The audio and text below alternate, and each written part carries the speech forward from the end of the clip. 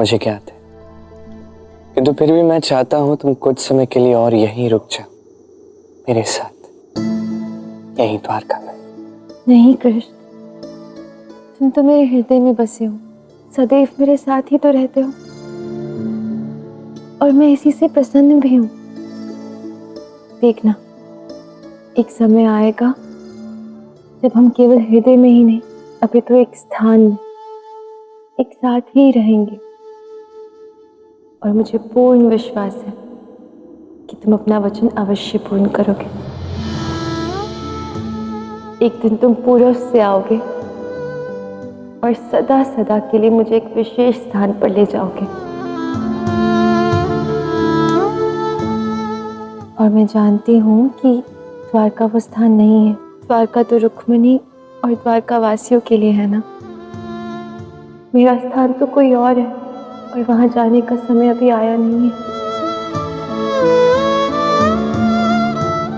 केवल मैं ही नहीं, अब तो तुम भी बिना बोले मेरे मन की बात पढ़ लेती हो राधा। तूने जो कुछ भी कहा हर बात सत्य है, फिर भी मैं चाहता हूं तुम कुछ समय के लिए और यहीं रुक जाओ। भला ऐसा भी क्या कारण है कृष्ण? द्वारका पर एक बहुत बड़ा संकट आने वाला है राधा, बड़ा संकट आने वाला है, बड़ा संकट। ऐसा संकट जो कदाचित पुनः कभी नहीं आएगा।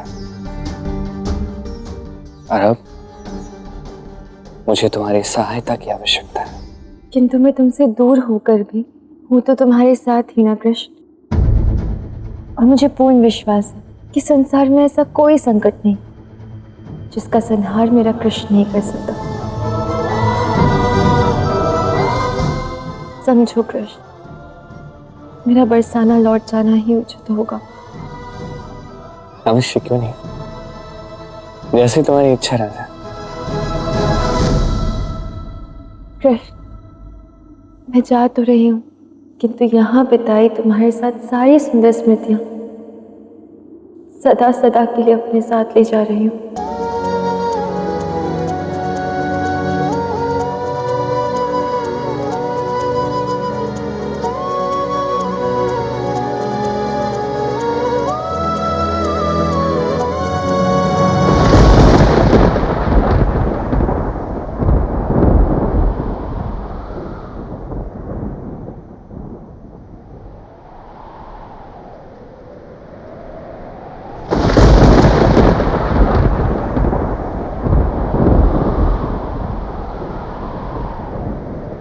मुझे जाने की तैयारी करनी होगी कृष्ण।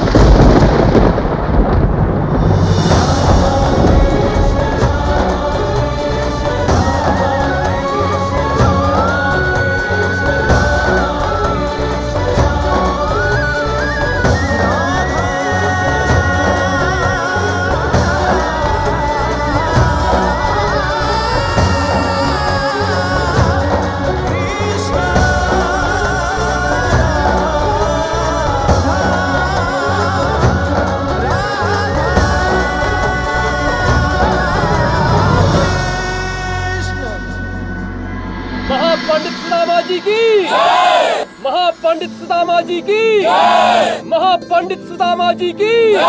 अरे आप ये सब क्या कर रहे हैं? रुक जाइए, ये द्वारका है, यहाँ मेरा नहीं, मेरे मित्र द्वारकाधीश श्री कृष्ण की जय जयकार कीजिए। कदापि नहीं मित्र, तुमने महापंडित बनकर द्वारका की प्रथम पूजा को इतना दिव्य बना दिया कि महादेव की कृपा से द्वारका में रुद्राक्ष की वर्षा हुई है। वास्तव में सुदामा, तुम्हारे प्रबंध और संचालन उत्कृष्ट है।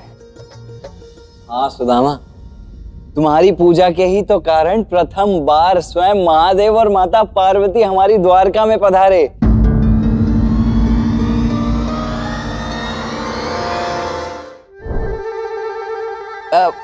मेरा तात्पर्य है कि मुझे ऐसा प्रतीत हुआ कि जैसे स्वयं महादेव और माता पार्वती पधार गए हो हमारी द्वारका में। सत्य में ये सब कुछ केवल और केवल तुम्हारे पुण्य कर्मों का फल था सुदामा। तुम्हारी भक्ति के ही कारण हमारी ये पावन द्वारका धन्य हो गई। हाँ सुदामा, तुम केवल नाम के ही नहीं बल्कि कर्म से भी महापंडित हो। सच, आपने तो मेरी अपेक्षा से भी कई अधिक अच्छी पूजा साकार कर दी सुदामा जी। आपका बहुत बहुत धन्यवाद। अद्भुत सुधा, तुमने सखा प्रेम का अद्वितीय उदाहरण संसार के समक्ष प्रस्तुत किया है। तब सुदामा, पूजा तो संपन्न हो गई, अब बताओ क्या करना है?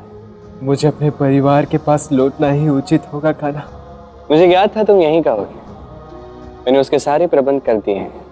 बस तुम्हारे जाने से पूर्व मैं इस महापूजा की एक उचित दक्षिणा तुम्हें देना चाहता हूं सुदामा।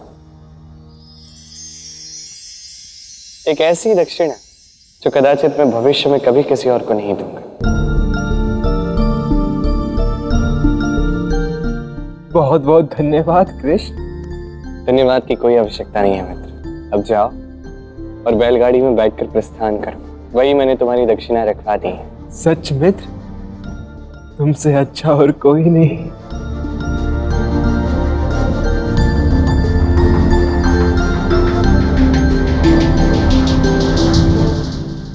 अच्छा मित्र, तो पुनः मिलेंगे हम।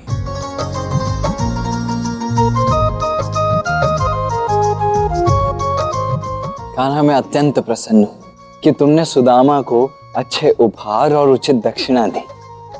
सत्य में हमारे मित्र सुदामा को इन सब की इस समय सबसे अधिक आवश्यकता थी। मैंने सुदामा को वही दिया जो उसका आवश्यकता थी, वही दिया जो उसको मिलना चाहिए, जिसका वो अधिकारी है।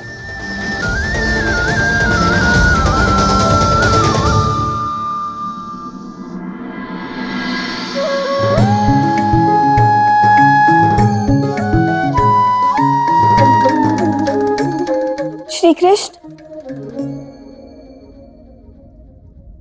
रुक्मिणी, कहिए।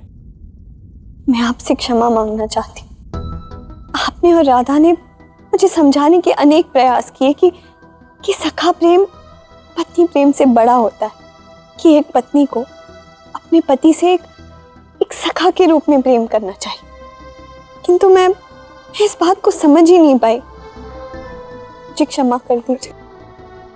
रुक्मिणी, अब तो आप समझ गई हैं, अब क्षमा मांगने की क्या आवश्यकता है? क्योंकि मैंने ये समझने में बहुत समय लगा दिया, जिसके कारण आपको और राधा को कितनी पीड़ा और कष्ट भोगने पड़े। मुझे क्षमा कर दीजिए। रुक्मिणी, मैंने जो किया वो केवल मेरा निर्मल कर्म था, उससे कोई भी अपेक्षाएं जुड़ी नहीं थी। किंतु हाँ, अब जब आप ये महत्वपूर्ण सीख समझ गई हैं तो मैं अत्यंत आनंदित हूँ। हाँ श्री कृष्ण, राधा का आपके प्रति जो सखा प्रेम है वो परिशुद्ध है, इसीलिए वो मुझे ये बात समझाने में सफल हुई। कदाचित अब तक मेरा प्रेम राधा के स्तर का तो नहीं है, किंतु कम से कम मुझे ये तो समझ आ गया कि आपके लिए सच्चे प्रेम का सार सखा प्रेम है।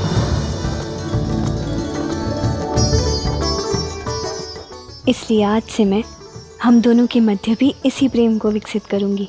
आज से मैं केवल आपकी पत्नी नहीं, आपकी सखी बनूंगी, आपकी सखी बनूंगी, आपकी सखी बनूंगी। आज से राधा, आप और मैं, हम तीनों सखा बनेंगे।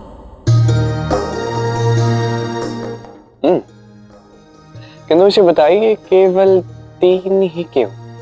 तो और कितने श्री कृष्ण? आप, राधा और मैं, हम तीनों का सखा बंधन इतना परिशुद्ध है कि उसमें किसी और की क्या आवश्यकता है। आज से हम तीनों सदा के लिए सखा बनेंगे। राधा और मैं आपके प्रेम में एक समान लीन रहेंगे, है ना? अच्छा रुक्मिणी, आप ये बताइए, क्या आपको लगता है इसके आगे भी और कुछ हो सकता है? नहीं, मुझे तो ऐसा बिल्कुल नहीं लगता। ठीक है, अति उत्तम रुक्मिणी। आज आप ये महत्वपूर्ण सीख गई हैं, ये देखकर मैं अत्यंत हर्षित हूँ। आपको ज्ञात तो होगा कि राधा जा रही है, उसे विदा कराइए। क्या? राधा जा रही है? नहीं, मैं उसे नहीं जाने दूंगी। रुक्मिणी, आपको सत्य का ज्ञान तो हुआ, किंतु ये अर्ध सत्य है, पूर्ण सत्य नहीं। पूर्ण सत्य तो ये है कि सखा प्रेम एक गिनती में बांटा नहीं जा सकता। 1 सहस्त्र सखा भी हो सकते हैं, 10 सहस्त्र सखा भी हो सकते हैं। अब शीघ्र ही आपको और आपके साथ इस समस्त संसार को यह सीखना होगा कि सखा प्रेम तो अनंत और अनगिना होता है।